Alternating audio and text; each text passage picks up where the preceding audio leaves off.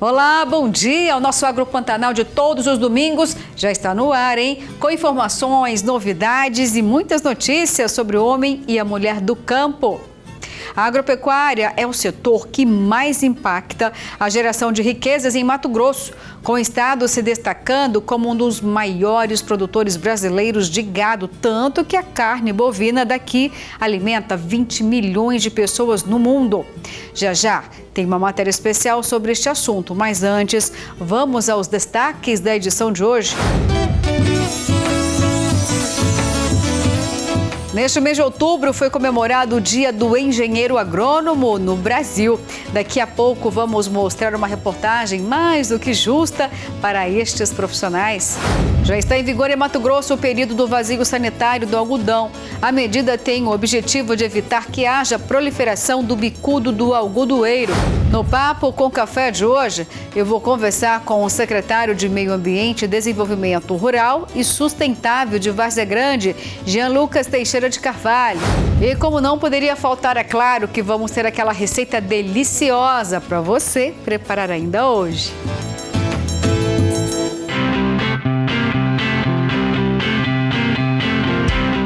Vamos à nossa primeira reportagem. Mato Grosso pode ser comparado a países ricos se considerarmos a economia regional.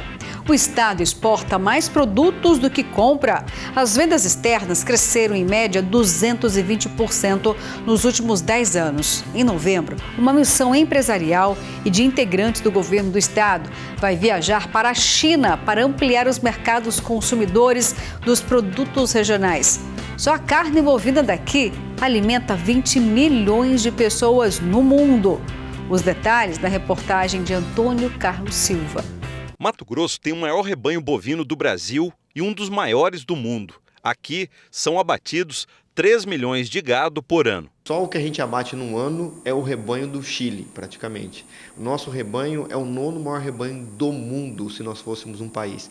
Nós temos todos os tipos de animais sendo produzidos dentro do estado de Mato Grosso, as mais variadas raças e mais variadas origens. De cada 100 quilos de carne bovina abatidos em Mato Grosso, 11 são consumidos no estado. E 89 são comercializados no Brasil e em outros países. No ano passado, a carne bovina mato-grossense alimentou 20 milhões de pessoas aqui no país e no mundo. Só as exportações renderam para os pecuaristas mato-grossenses 3 bilhões de dólares. Nós temos 15% do rebanho bovino brasileiro e tudo isso produzido preservando 62% do nosso território. Então mostra que a nossa produção é altamente sustentável, é altamente competitiva, né? Exportamos para muitos países, né? E agora tivemos números muito positivos em relação à carne bovina. Nós temos aí quase 34 milhões de cabeças de gado.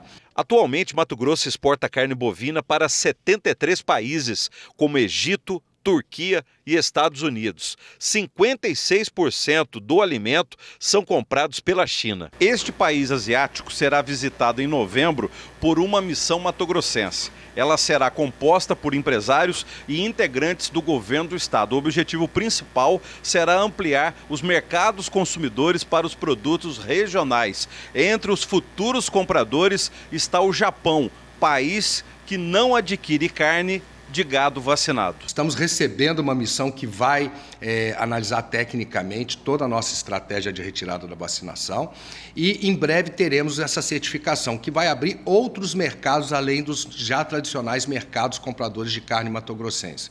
Então, Mato Grosso é um exemplo de sustentabilidade, um exemplo de produção e um exemplo de política social, porque a grande política social é a geração de emprego.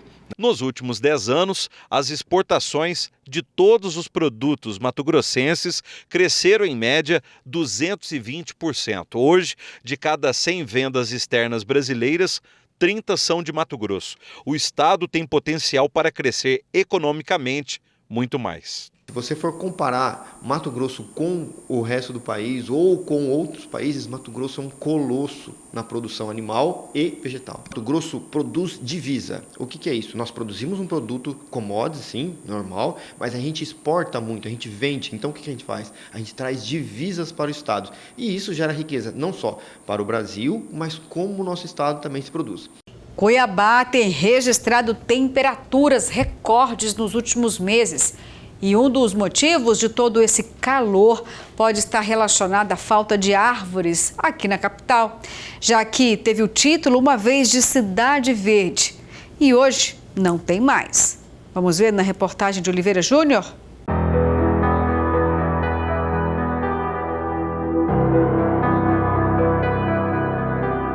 A previsão do tempo para Cuiabá nos próximos dias é de temperaturas acima dos 41 graus. Um fenômeno com várias explicações.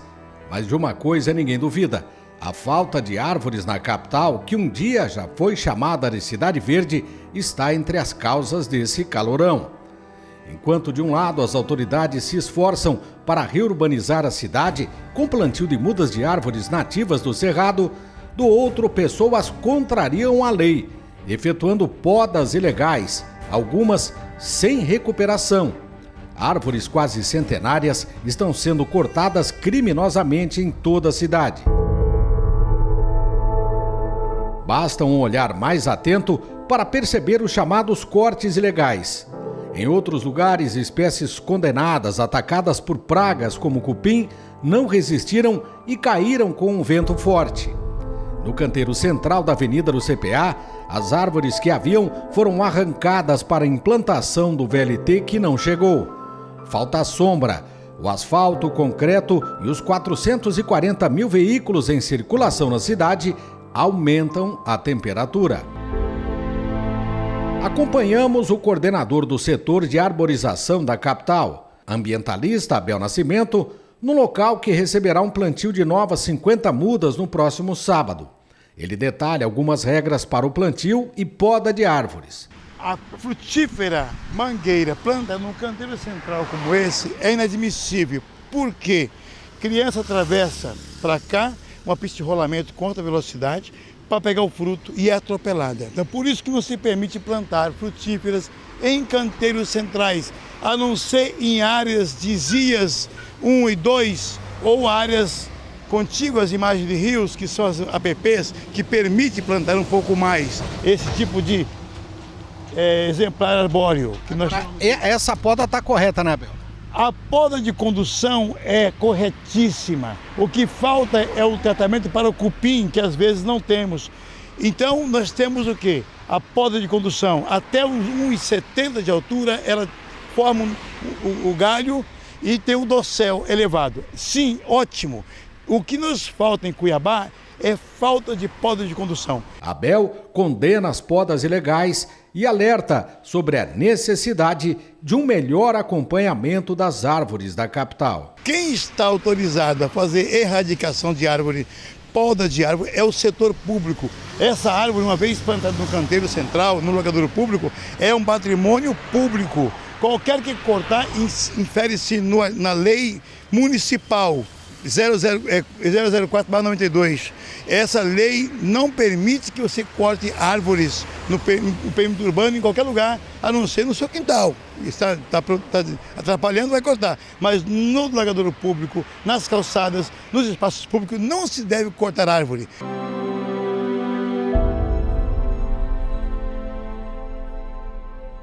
Pois é, precisamos muito, de mais árvores e da nossa consciência ser ampliada. Para aí você de fazer aquela poda drástica, de tirar aquela árvore porque danificou um pedacinho da sua calçada.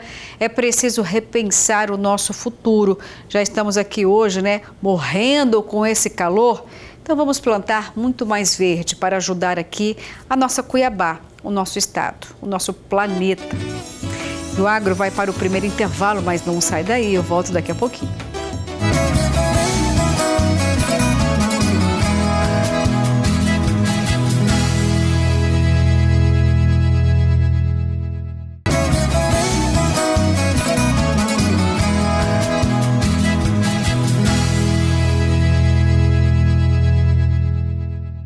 Olá, já estou de volta e nesse mês de outubro, no dia 12, foi comemorado o Dia do Engenheiro Agrônomo no Brasil. Um profissional importante que atua diretamente com agricultores e pecuaristas na produção sustentável de alimentos, melhorando a vida das famílias do campo e da cidade.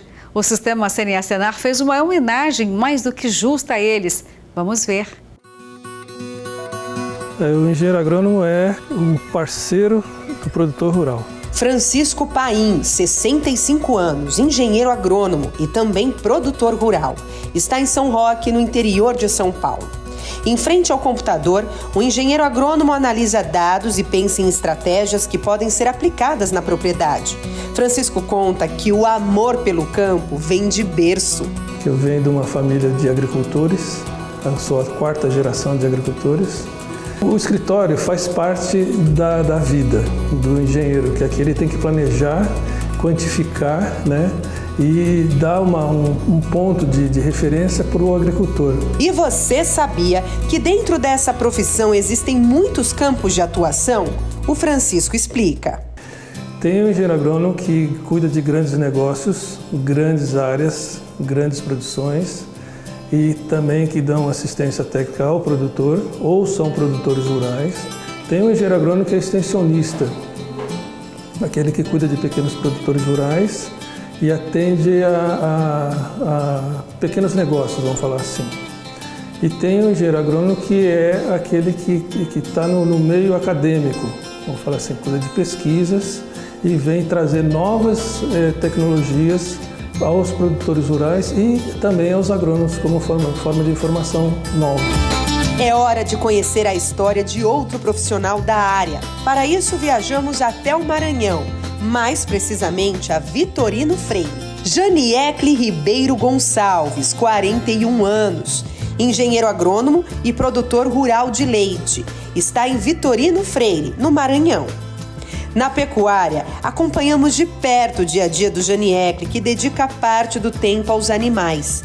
Ele assume a responsabilidade pelo bom desempenho do rebanho, implementando medidas de prevenção de doenças e adequação do manejo. Eu sempre trabalhei com esse foco, melhorando a produção de volumoso, orientando o produtor a melhorar a pastagem, para através de pastagem de boa qualidade, ele ter uma alimentação que os animais irão responder através da sua produção. O engenheiro agrônomo admite que há obstáculos, mas sabe que superá-los com sucesso é a chave para impulsionar a produção de alimentos e a sustentabilidade agrícola. Você tem que ter resposta, e você não tem resposta para tudo, então você tem que estar buscando sempre algo novo para aquele produtor. Agora vamos a Brasília, conhecer a história do Cláudio, que dedica 43 anos da vida à agronomia. Quem conta é o repórter Bruno Fonseca. Cláudio Malinski tem 67 anos, é engenheiro agrônomo, está em Brasília, no Distrito Federal. A cultura principal com a qual eu trabalho e eu tenho muita experiência é trigo. Trigo irrigado, trigo sequeiro. Mas eu trabalho também com soja, com milho, com feijão, com sorgo.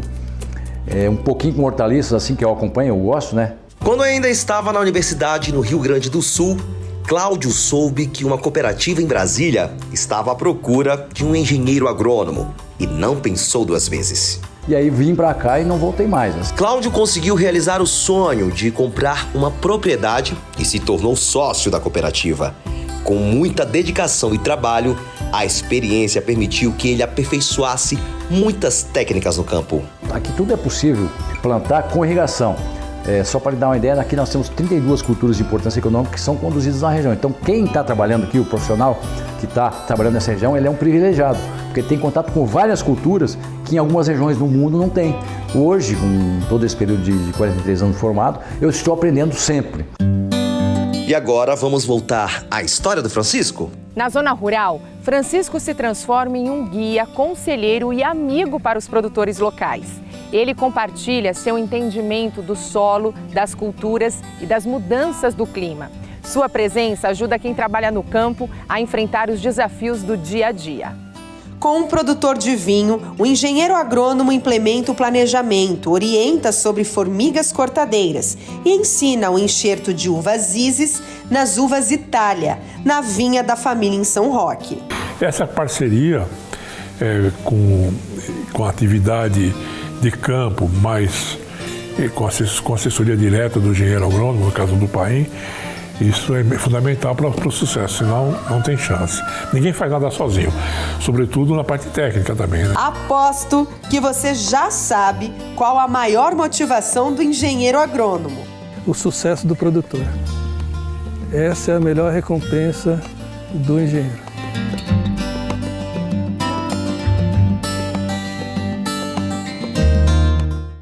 Parabéns, então, a todos os engenheiros agrônomos e as engenheiras também, né? Bom, e agora chegou o momento do nosso quadro Mito ou Verdade. Vamos ver a pergunta deste domingão. O miolo do pão francês é realmente o que engorda? Eita, falando daquele pãozinho saboroso, né? Então, pensa aí, daqui a pouquinho eu respondo, viu? Porque agora o nosso próximo assunto é capacitação no mercado de trabalho agrícola.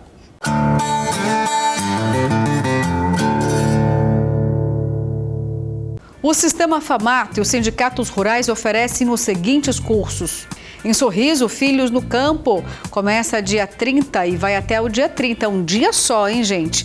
Telefone 66-3544-4723. Em Tangará da Serra tem manejo de gado de corte, começa dia 30 e vai até o dia 3 de novembro. Informações pelo 65-3325-0142. Em Figueirópolis do Oeste tem produção de polpas de frutas, começa dia 30 e vai até o dia 1º de novembro.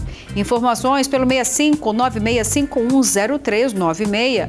Em Comodoro tem produção de derivados do leite e queijos. Começa dia 30 e vai até o dia 3 de novembro. Informações pelo 65-3283-1085. Em Novo São Joaquim tem cortes especiais de carne bovina. Começa dia 30 e vai até o dia 1º de novembro. Informações pelo 66-3479-1549. E agora vamos para mais um intervalo, mas daqui a pouquinho eu tô de volta, não sai daí.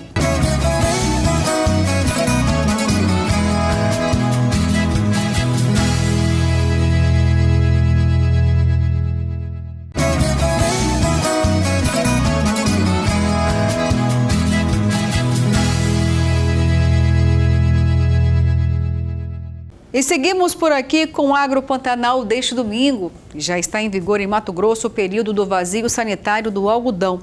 A medida é para evitar que haja proliferação do bicudo do algodoeiro, principal inseto que afeta as plantações de algodão. Os detalhes agora com Maicon Oliveira. Já está em vigor em Mato Grosso o período do vazio sanitário do algodão. A norma é elaborada em conjunto entre o Instituto de Defesa Agropecuária do Estado de Mato Grosso, o INDEA, e a Secretaria de Estado de Desenvolvimento Econômico. Para a aplicação desta medida fitossanitária, Mato Grosso foi dividido em 2 regiões e 54 municípios fazem parte da região de Sorriso, como explica Felipe Cavalcante, fiscal do INDEA. A medida fitossanitária do vazio sanitário do algodão é dividida em 2 regiões. A região 1, que é o sul do estado, e a região 2, que engloba Sorriso, Lucas do Rio Verde e cidades adjacentes, a partir de 15 de outubro a 14 de dezembro. Então vai ter praticamente 2 meses aí de vazio sanitário do algodão. No período de vazio sanitário, as propriedades estão proibidas de manter vivas e cultivar plantas de algodão. Nesta propriedade aqui, por exemplo, toda a lavoura já foi colhida.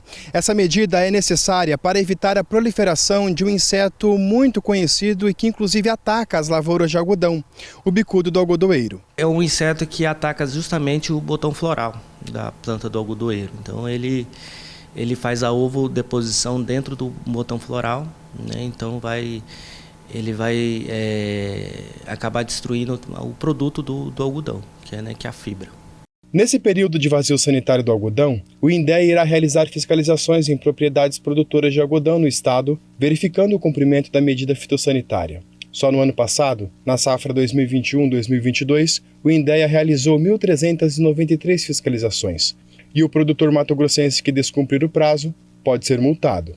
A partir de 15 de outubro, a gente vai ficar fazendo as nossas fiscalizações de rotina, E a gente vai verificar se a propriedade que produz algodão, que cultiva o algodão, tem na área plantas com risco fitossanitário. Uma planta de risco fitossanitário é uma planta a partir de B3, tigueras a partir de B3, e rebrotas, né, soqueiras, né, rebrotas a partir de 4 folhas por broto, ou com plantas com estruturas reprodutivas. Né? Então, a gente vai no campo e a gente vai procurar essas plantas que não deveriam estar ali. Né? Então, se a gente achar, o produtor pode ser autuado em 30 UPF e mais 2 UPF por hectare. Então, a gente vai fazer a medição da área e pode ser autuado o produtor. De acordo com os dados do INDEA, na safra 2022-2023, Mato Grosso registrou o cultivo de algodão em 802 propriedades. E o deputado estadual Nininho propõe tirar do papel a MT-030. A rodovia estadual liga Cuiabá ao município de Chapada dos Guimarães. Na proposta apresentada pelo parlamentar, a via pode reduzir pela metade o tempo de viagem entre as duas cidades e valorizar potencialidades locais. Vamos conferir na reportagem produzida pela TV Assembleia, que mostra também os riscos diários a quem atualmente trafega pela MT-251, conhecida como a Estrada de Chapada. Admirar as águas que embelezam o véu de noiva é também apreciar o rio Cochipozinho. Ele e outros que pulsam no Parque Nacional de Chapada dos Guimarães encontram o caminho paredões abaixo.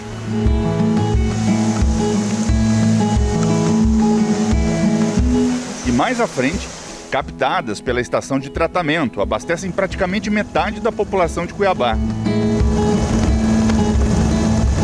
É um frágil e complexo sistema hídrico cortado pela MT-251, a estrada que liga Cuiabá à Chapada dos Guimarães. E isso, por si só, já oferece algum tipo de risco. Um acidente hipotético de um veículo carregado com combustíveis ou outro material contaminante, se ele tomba numa ponte, no rio Cochipó ou no rio Claro, muito provavelmente grande parte desse manancial vai estar contaminado e pode afetar, inclusive, o abastecimento humano em Cuiabá, porque o destino certo dessa água é a estação de tratamento de águas do Tijucal. E não são poucos os acidentes na 251. No ano passado foram 71, 70 só este ano. 13 mortes desde 2022. A rodovia é apertada, cheia de curvas, acidentada. Desafiadora quando exige algum tipo de resgate. Quando chega a solicitação ao seu PAER, geralmente é uma ocorrência de alta complexidade. Nenhum ponto ali da BR é um ponto feito para pouso, né? Então, para a gente, realmente é bastante complexo para determinar, escolher um melhor local para poder pousar, para fazer esse resgate. Os 63 quilômetros de distância entre Cuiabá e Chapada cobram outro preço, tempo e dinheiro. Por conta das limitações da rodovia, o tráfego fica amarrado entre os veículos leves e pesados. Muitas reclamações das pessoas, por que ainda passa caminhão por aqui? Não era para passar caminhão, aqui é uma estrada para a gente fazer turismo, para a gente passear, está tranquilo. Por que a gente fica nesses três atrás de caminhões, atrás de ônibus, né? E a preocupação não é apenas sobre rodas. O inimigo também pode vir do céu. Aquele bloco está totalmente solto. Ele vai cair a qualquer momento. É iminente a queda desse bloco. Ele vai cair na estrada. Prudêncio é doutor no assunto. Não é a primeira vez que ele alerta sobre as ameaças de desabamento na região do Portão do Inferno. O geólogo não está sozinho. Um relatório feito pela Metamate, órgão do governo do estado, sugere a relocação da rodovia.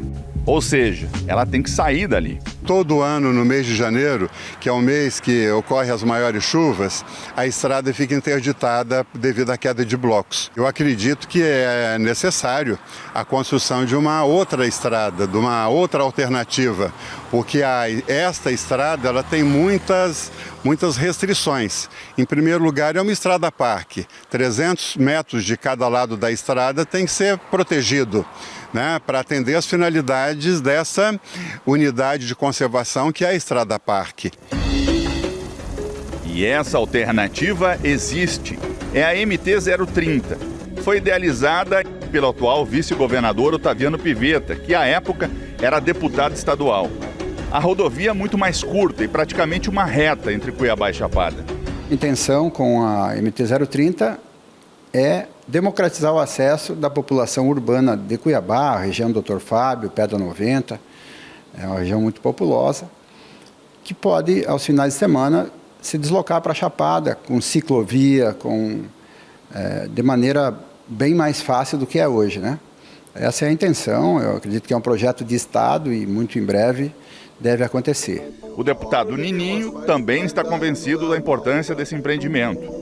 No traçado proposto pelo parlamentar, a viagem até Chapada tem pouco mais de 30 quilômetros. A ideia é aproveitar a estrada da Ponte de Ferro, na capital, que já está licitada, fazer uma ligação com o Rodoanel, outra obra em planejamento, aproveitar o traçado do Leão e tocar até a subestação, em Chapada dos Guimarães.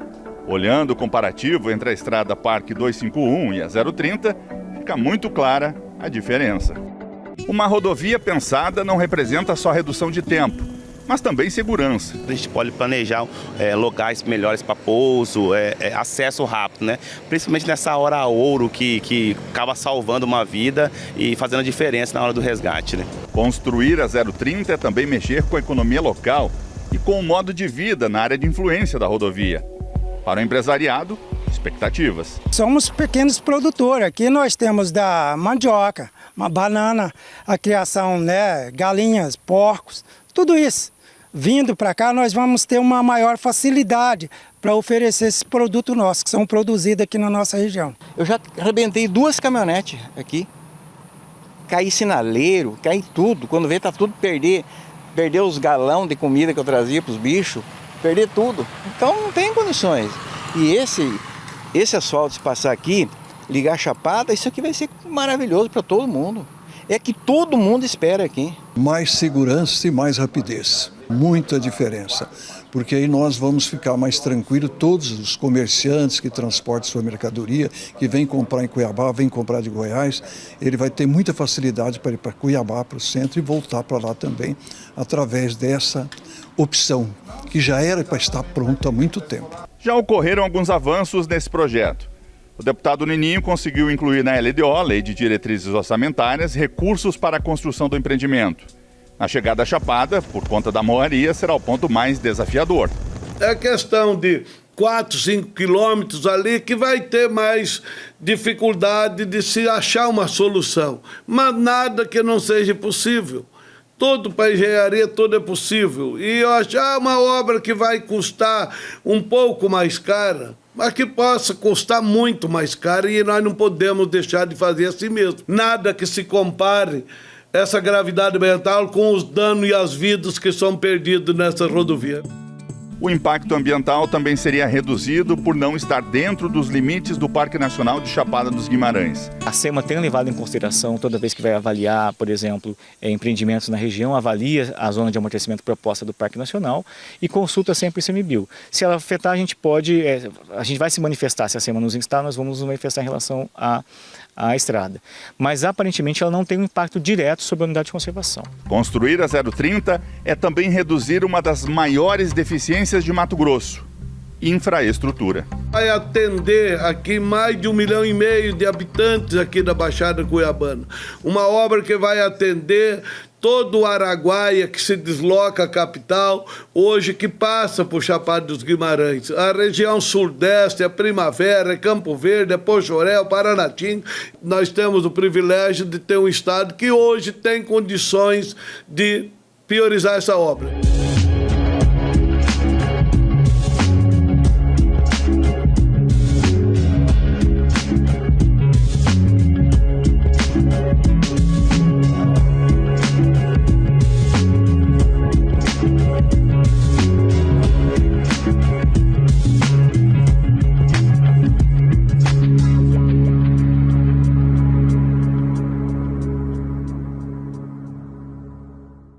Hora e vez agora do nosso giro de notícias do agronegócio. As estimativas do valor bruto da produção agropecuária, obtidas com base nas informações de setembro, resultaram em 1 trilhão para este ano. O valor é 2,7% maior em relação ao obtido em 2022. Em valores, há um acréscimo de 30 bilhões. As lavouras, com um crescimento de quase 5%, tiveram um faturamento de 812 bilhões. e a pecuária, com retração de 2,2%, apresenta um faturamento de 337 bilhões. A safra recorde de grãos deste ano é o principal fator responsável por esses resultados. 5 produtos que respondem por 82% do valor bruto da produção das lavouras apresentam melhor desempenho, como soja, milho, cana-de-açúcar, café e algodão. Estes produtos representam mais de 665 bilhões no valor da produção agropecuária. Por fim, os resultados regionais mostram a liderança de Mato Grosso, seguido por Paraná, São Paulo e Minas Gerais. Estes geram faturamento acima de 590 bilhões, que corresponde a mais de 51% do valor bruto de produção do país. Produtores de bovinos, bubalinos, suínos e aves comerciais terão obrigatoriamente que informar ao Instituto de Defesa Agropecuária do Estado de Mato Grosso, o INDEA, os dados detalhados dos rebanhos e das propriedades rurais em novembro deste ano. A comunicação do estoque é de suma importância para garantir um cadastro adequado à realidade dos estabelecimentos rurais, permitindo, consecutivamente, a continuidade do planejamento das ações operacionais dos serviços veterinários oficiais brasileiros. O período da campanha será de 1º a 30 de novembro deste ano. O produtor rural poderá fazer a comunicação pelo módulo do produtor ou presencialmente em qualquer unidade do INDEA ou postos avançados. E a não comunicação de estoque de rebanhos das espécies obrigatórias resultará em aplicação de penalidade. A multa é de aproximadamente R$6 mil. A área total de milho para a safra 2023-2024 no país ficou projetada em mais de 21 milhões de hectares, segundo o recente relatório da Conab. Desta forma, a projeção é de redução de 4,82% ante a safra 2022-2023, sendo puxada pelo declínio de 4,92% na área de Mato Grosso, maior produtor.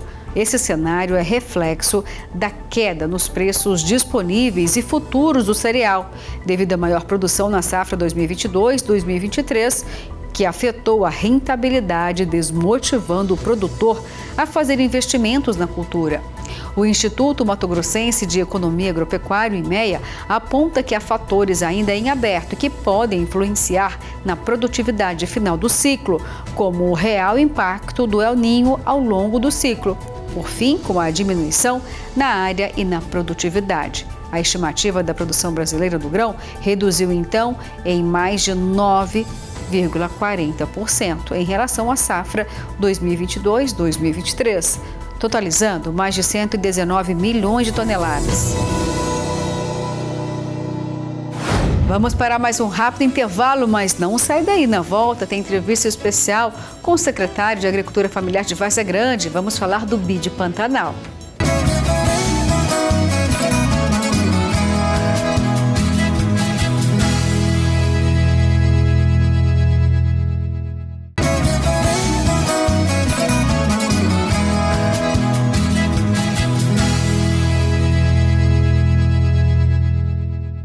Olá, o nosso agro já está de volta, hein? E nessa semana foi realizada lá em Várzea Grande mais uma audiência pública para a apresentação de propostas para o BID na modalidade Pantanal.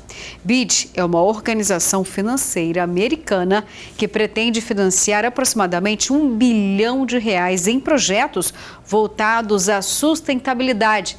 Vamos entender então todos os detalhes agora na reportagem de Daniel Santos. 7 audiências públicas realizadas em cerca de 30 dias. Cerca de 100 propostas apresentadas até aqui. Todas devem seguir 4 eixos, de acordo com a coordenadora técnica do BID Pantanal. O eixo renda, sustentabilidade, educação e infraestrutura, com o enfoque principal, o renda. O eixo renda e os outros 3 vindo dar suporte ao eixo renda. Só em Várzea Grande foram 9 propostas, entre elas turismo rural com a criação do Centro de Comercialização para Ribeirinhos, artesanatos e produtos derivados da cana-de-açúcar. E outras sobre tratamento e transformação de lodo em adubo. O custo estimado das duas propostas é de R$ 27.800.000. Ao todo, Várzea Grande tenta aprovar R$ 73 milhões em projetos sustentáveis. É o Banco Interamericano de Desenvolvimento quem deve analisar a carta proposta do Ministério da Agricultura e aprovar ou não cerca de R$ 1 bilhão em recursos. Propostas poderão se tornar projetos financiados sem contrapartida direta. É que os municípios serão contemplados e quem vai pagar a conta é a União, por meio dos cofres públicos. O começo do desembolso financeiro só deve acontecer daqui a um ano, segundo semestre de 2024. Por quê? Por que isso? Porque o programa precisa passar aqui pela barreira de Mato Grosso. A Superintendência Federal do MAPA vai analisar, vai encaminhar a Brasília. Brasília vai fazer um pente fino, vai fechar esse projeto que vai ser levado no início do ano até o Washington, para que o BID possa analisar sob a sua ótica e sob os seus critérios. E no Papo com Café de hoje, eu vou conversar com o secretário de Meio Ambiente, Desenvolvimento Rural e Sustentável de Várzea Grande, é o Jean Lucas Teixeira de Carvalho. Eu vou tratar com ele sobre os recursos do programa BID Pantanal, que acabamos de mostrar na reportagem. E vamos conversar também sobre quais são os principais investimentos na agricultura familiar na cidade industrial. Tudo isso a partir de agora. Roda aí, então, o nosso quadro Papo com Café.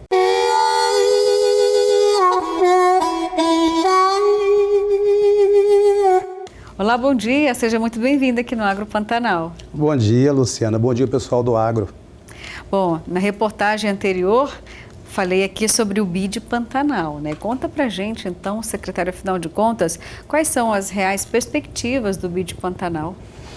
Luciana, o BID Pantanal é uma oportunidade que se apresenta para Mato Grosso, né, para 12 cidades do Mato Grosso, que é, neste momento, uma forma de alavancar, motivar a agricultura familiar. Qual seria o impacto do BID Pantanal em Várzea Grande, por exemplo, para a agricultura familiar lá da cidade industrial, secretário? Olha, entre as vertentes do BID Pantanal, uma das possibilidades é exatamente o investimento na agricultura familiar. E há uma possibilidade, está projetado em torno de um bi de reais para distribuir entre 12 municípios, onde será cada um contemplado, né, a depender dos seus projetos, com em torno de 83 milhões de reais.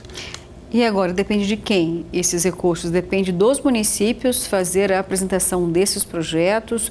Como que vai acontecer a viabilidade disso? Nós tivemos um encontro com o pessoal do MAPA no dia 22 de setembro passado, onde foi nos solicitado a apresentação de projetos com viabilidade sobre a ótica do BID Pantanal. E nós apresentamos 9 projetos naquela ocasião e encerrou, ao menos neste momento, a fase de apresentação de projetos. E vai passar agora pelo crivo do BID, né? E depois irão fazer, o pessoal do MAPA irá fazer uma carta de intenções, será enviada ao BID e, após a análise deles, irão definir aqueles projetos possíveis. Quais são esses novos projetos? Nossa, perfeito. Bom, vamos lá. Para o município de Várzea Grande, nós apresentamos para o BID 9 projetos. Bovinocultura de leite, que visa promover um amparo maior e estimular a venda desses produtos. Será destinado em torno de 15.730.000. Casa do Mel, nós vamos aproveitar a produção do mel dentro do município e criar uma casa para que seja revendido esses produtos para o consumidor direto. Do mel, então, é melhorar a agroindústria e depois colocar ali um ponto comercial. É isso? Exatamente. Vamos pegar aqueles produtores do nosso município, né? Lógico que vamos ter que fazer uma forma de associação ou alguma coisa do gênero, né? E levar esses produtos para essa Casa do Mel, a exemplo de outros municípios, né, que exatamente motivar essa cadeia produtiva. E para isso, nós estamos direcionando em torno de R$1 milhão. Muito bom. Temos ainda a olericultura e irrigação, né, voltada para estimular a produção de hortaliças, né, em algumas regiões do município que já tem essa atividade implementada. O que ocorre? O prefeito, ele tem como objetivo alforriar o produtor rural, o pequeno produtor rural, e criar estímulo de continuidade, de perpetuidade da sua atividade, sem ter que amanhã depois estar dependendo de uma política pública, né, que vai, de certa forma, criar algum obstáculo para ele. Então a ideia exatamente dar ele mais independente. Exatamente, dar total independendência. Tá? E para isso nós estamos destinando em torno de R$7 milhões. 7 milhões só para olericultura, então, e irrigação. Vai colocar a irrigação, que é um problema antigo do município. Exato. É que você não tem como fazer... Atende 100% da produção das hortaliças em Várzea Grande, esse volume financeiro, secretário? Olha, para isso, nós estamos direcionando para a comunidade de Limpo Grande, Formigueiro, assentamento Sadia 1 e Sadia 3 e Dorcelina, que já tem essa atividade, né? A ideia não é estimular essa atividade para todo o município, mas aquele que, de certo, já tem isso na sua atividade cotidiana. E essas comunidades elas já trabalham com isso de forma natural. Temos ainda piscicultura, que estamos destinando 10 milhões, está na fase embrionária, né, porque há algumas dificuldades do setor, né, nós estamos falando de pequenos produtores, e esses produtores irão receber esse aporte, e a ideia lógico, em cima do projeto, e a ideia é construir e reformar aqueles tanques já existentes, né, dando assistência técnica, aleviando se houver necessidade, algo em torno de 400 tanques. E para isso, o BID, o projeto que nós apresentamos para o BID Pantanal, em torno de R$10 milhões. Temos ainda um sistema de inovação do lodo orgânico. O que acontece? O lodo orgânico, ele é um resíduo do tratamento do esgoto, que diariamente o DAI, ele tem algo em torno de 24 toneladas dia, produz 24 toneladas dia desse lodo orgânico. E aí, isso passa a ser um problema ambiental. Então, sugerimos ao BID construir uma usina de aproveitamento desse material com os volumosos decorrentes de poda de árvore, alguma atividade desmatamento permitida no município, e direcionar isso para esta usina e transformar isso em material propício para atividade no campo, como recuperação de pastagens, áreas degradadas, ou seja, aquilo que era antes um problema ambiental, passará a ser uma solução de produção para as correções de solo e de dar um plus, né, à atividade do pequeno produtor. E para isso, nós estamos direcionando os R$22 milhões. Iremos implementar o turismo rural para aquelas comunidades ribeirinhas, que é bom sucesso em Praia Grande, em torno de R$5.800.000. Bom sucesso para Grande, qual o volume? R$5.800.000. 5? Milhões. 5 milhões. E R$800.000. Isso seria implementos do quê? Algum tipo de infraestrutura para atrair o turismo? Exatamente. Infraestrutura para quais? A exemplo da Casa do Mel, um centro de estímulo a essa atividade. A exemplo da Casa do Mel, só que a Casa do Mel ela depende de uma estrutura menor, né? E, no caso dessa atividade, uma estrutura maior.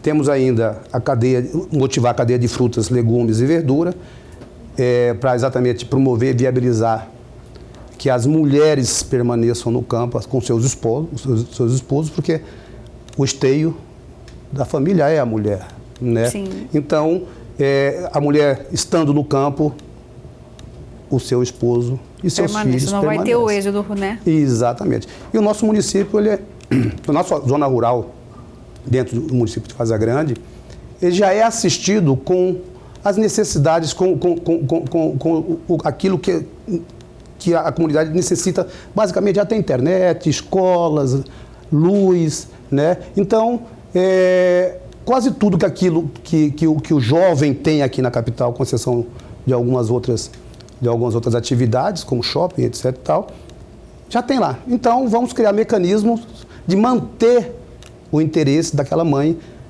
naquela localidade. Para isso, estamos destinando R$1 milhão, de forma acessória também a motivação da cadeia de avicultura e postura, para aquela família que já está lá, que tem o seu frango, né, qualquer outra ave, se beneficie disso, inclusive com os ovos. Certo. Hoje em dia todos nós temos, né? E, além disso tudo, função de barraginhas dentro daquelas regiões onde tem alguma dificuldade de água. E, de forma acessória também, construção de pontes e de estradas. Por quê? Porque o BID não permite o uso do recurso dele para infraestrutura. Mas os projetos têm que ser estruturantes.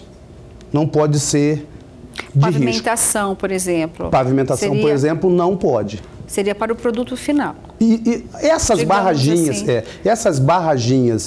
E esses consertos das vias, ela pode ser implementada porque o objetivo é obtenção de renda, porque não tem como aquele produtor retirar o seu produto se não tiver minimamente, né, uma estrutura. Veja que não se trata de estrutura do local, mas de viabilizar a retirada dessa produção. E para isso, 10 milhões de reais.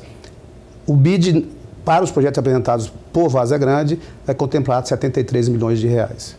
Tá, e aí então esse recurso financeiro, a prefeitura que se encarrega em apresentar os projetos, recebe o volume financeiro e repassa para as cadeias? É dessa forma que funciona? E a gente tem uma perspectiva de prazo de quando isso pode acontecer?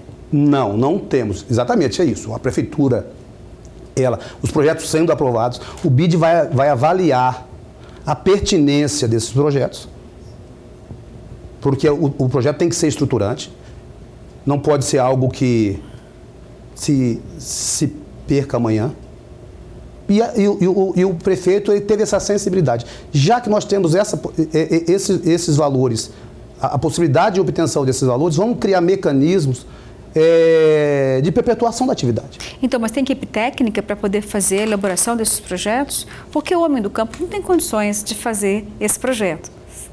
Depende de uma equipe técnica da prefeitura, né? Sim. Já tem a formação dessa? Sim, todos esses projetos eles foram pensados com suporte do município e de parceiros. Um deles seria a própria Empaer. Certo. Né? E tem algumas, por exemplo, da atividade leiteira. A Empaer, ela já tem esse projeto, por acaso nos apresentou esse projeto de uma leitura da atividade leiteira de 40 famílias que eles nomearam ali dentro do município, sendo do Sadia 3 e do Sadia 1, identificaram as necessidades para que haja um plus na produção leiteira. E quando apresentou isso para a secretaria e chegou a nós essa possibilidade do BID, nós falamos, por que não aproveitar essa atividade, que já de certa forma, já tem um projeto muito mais elaborado. E aí, em parceria com a Empaer, nós iremos fazer essa atividade vindo o recurso do BID. Qual que é o próximo passo, então, agora, secretário, para o BID Pantanal? Agora é esperar exatamente as decisões, que não depende do município. O município vai apresentar, ou melhor, já apresentou. Apresentou. Apresentou no último dia 30 de setembro, o prazo era 30 de setembro, nós já apresentamos. Agora vai passar por uma avaliação da equipe técnica do MAPA. Posteriormente a isso, eles estão reunindo os projetos dos 12 municípios de Mato Grosso, que serão contemplados com o projeto, e será uma carta de proposta de intenções encaminhada para o BID. E aí será apreciado pelo BID, onde nós não temos como avaliar em que momento será destinado este recurso. Mas é uma bela expectativa. Agora, e quem vai pagar por esse financiamento? A União. A União é que paga. Isso. Não tem contrapartida do município e nem contrapartida dos produtores? Nenhuma. Esta é a melhor oportunidade que nós temos. Nós não podemos perder essa possibilidade. Tá certo, estou torcendo aqui para que realmente consigam chegar os recursos, então, porque se tudo isso for implementado, a gente vai ter, né, um novo capítulo na história da agricultura familiar de Várzea Grande.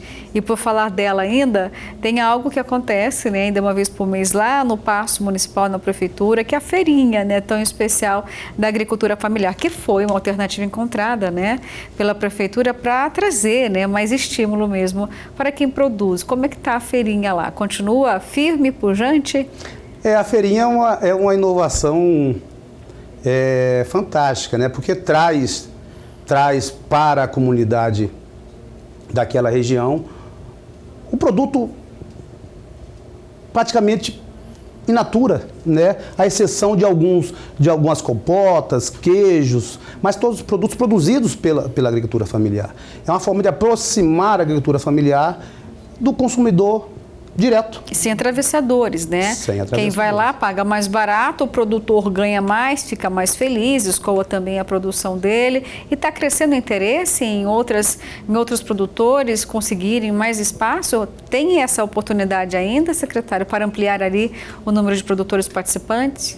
Olha, Luciana, esse tipo de atividade, por ser uma iniciativa do município, é um experimento que a tendência é aumentar, né? Buscar aumentar essa atividade. Nós temos que ter cautela também, é por isso que, por enquanto, está uma vez por mês, mas temos projetos futuros de implementar o mercado municipal, uma feira voltada para a agricultura familiar. Então, por se tratar de um local ainda pequeno, nós temos que ter cautela para não criar uma dependência do produtor unicamente em relação àquela feira, mas criar, de fato, um estímulo para ele que ele possa crer que deu certo. Se deu certo, poderá dar certo em um projeto maior. E essa é a ideia. Agora, secretário, para a gente encerrar essa entrevista aqui, o senhor mesmo tocou já num tema que realmente é importante, né? Mercado municipal.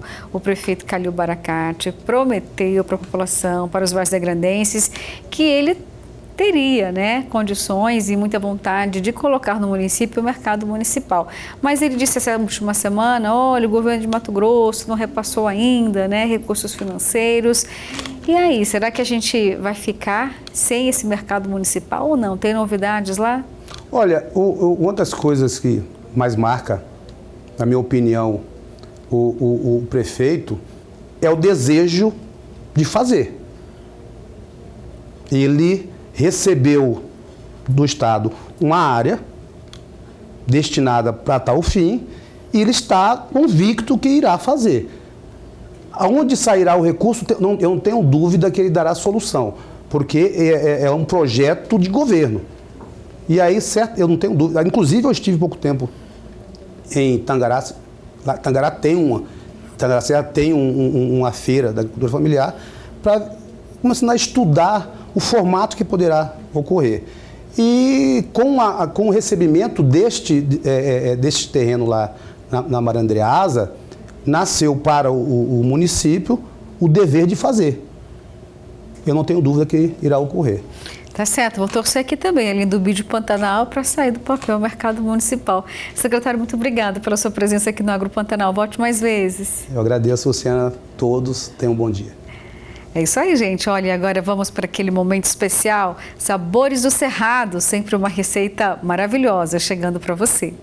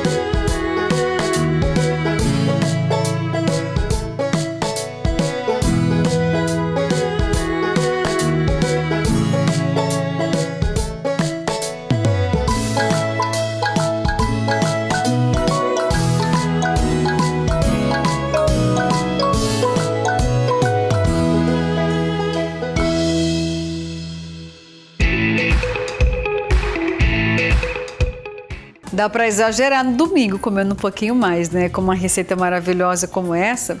Bom, mas agora vamos então para a resposta do nosso quadro Mito ou Verdade deste domingo. Lembra qual que era a pergunta? O miolo do pão francês realmente é o que engorda? Olha lá, gente, é mito. A quantidade de calorias presentes no pão francês é quase a mesma de 2 fatias de pão de forma integral. A diferença está no teor de fibras presente em maior quantidade no pão integral e de sódio maior no pão francês. Mesmo assim, comer pão francês, preferencialmente sem miolo, não acaba com suas chances de perder peso. Alterne os tipos de pães e troque por cereais, aveia, quinoa, trigo integral, mas não vai deixar de saborear de vez em quando aí o seu delicioso pão francês, hein? E assim termina o nosso Agropantanal deste domingo. Muito obrigada pela sua companhia. Domingo que vem tem mais.